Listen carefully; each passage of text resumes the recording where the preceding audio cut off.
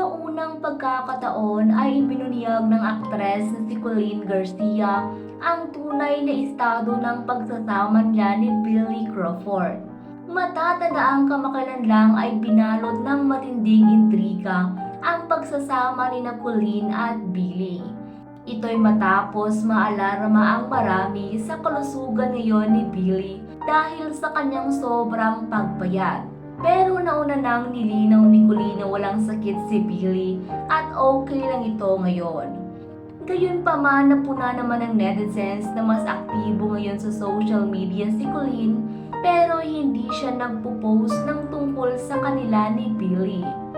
Dahil dito kaya umusbong ang isyong hiwalay na umano sila ni Billy. Samantala sa panayam sa kanya ni Luis Manzano sa YouTube show nito, natanong si Colleen kung may katotohanan ba ang isyong hiwalay na sila ni Billy.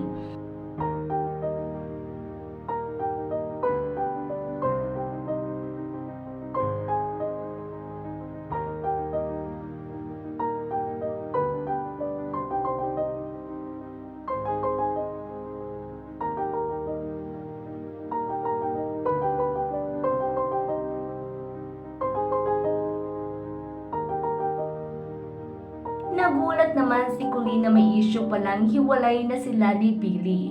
Pero aminado siyang baka dahil tahimik silang mag-asawa sa social media. Inamin naman ni Colleen na dumadaan sila ni Billy ngayon sa isang major transitional phase sa kanilang buhay.